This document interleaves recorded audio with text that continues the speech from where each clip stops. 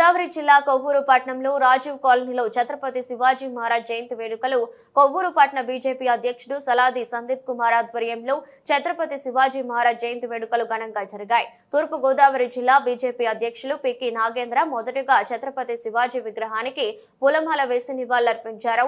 పికి నాగేంద్ర విలేకరులతో మాట్లాడుతూ ఛత్రపతి శివాజీ మహారాజ్ స్వరాజ్యం కోసం, ధర్మ స్థాపన కోసం ఎంతో పోరాటం చేశారని, ఎంతో మందికి సూక్తిదాయకమైన వ్యక్తి అని, శివాజీ మహారాజ్ ధైర్య సాహసాలు, మంచితనం, ధర్మ స్థాపనకే అతను చేసిన పోరాటం ఎంతో మందికి ఆదర్శమని అన్నారు.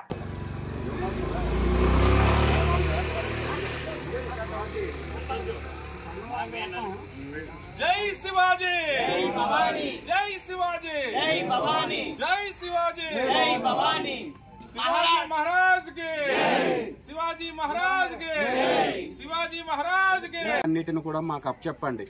మీరు హిందూ మతం నుంచి మా మతంలోకి అంటే ముస్లిం మతంలోకి మారండి అని చెప్పి ఆ రోజు ఎన్ని చిత్రహింసలు చేసినా కానీ సంభాజీ మహారాజు ఎట్టి పరిస్థితుల్లోనే తగ్గేదేలే అని చెప్పి ఆయన ఊపిరి ఏదైతే కొన ఊపిరి వరకు కూడా వాళ్ళకి తలొగ్గకుండా హిందూ ధర్మం కోసం, భారతదేశ రక్షణ కోసం నిలబడి చివరికి 40 రోజులు కష్టపెట్టి ఇబ్బంది పెట్టి చిత్రహింసలు చేసి ప్రాణాలు కోల్పోయినా కానీ ఆయన మతం మారలేదు, ధర్మాన్ని తప్పలేదు, భారతదేశ రక్షణలో వెనకడుగు వేయలేదని చెప్పి సందర్భంగా తెలియజేస్తున్నాను.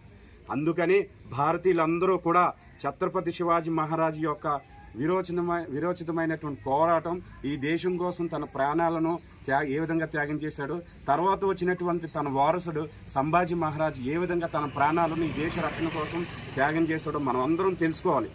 అందుకని ఇప్పుడు చావా అని చెప్పి ఒక సినిమా సంభాజీ మహారాజ్ గురించి వచ్చింది.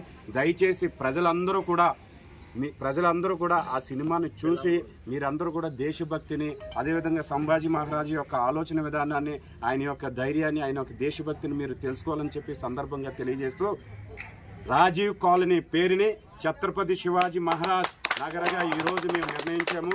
భవిష్యత్తులో అది అధికారికంగా కూడా ప్రకటించేటట్టు మేము ప్రయత్నం చేస్తామని చెప్పి సందర్భంగా తెలియజేస్తూ నమస్కారం. నేడు ఛత్రపతి శివాజీ మహారాజ్ జయంతి సందర్భంగా ప్రజలందరికీ కూడా హృదయపూర్వక శుభాకాంక్షలు తెలియజేస్తూ ఉన్నాను.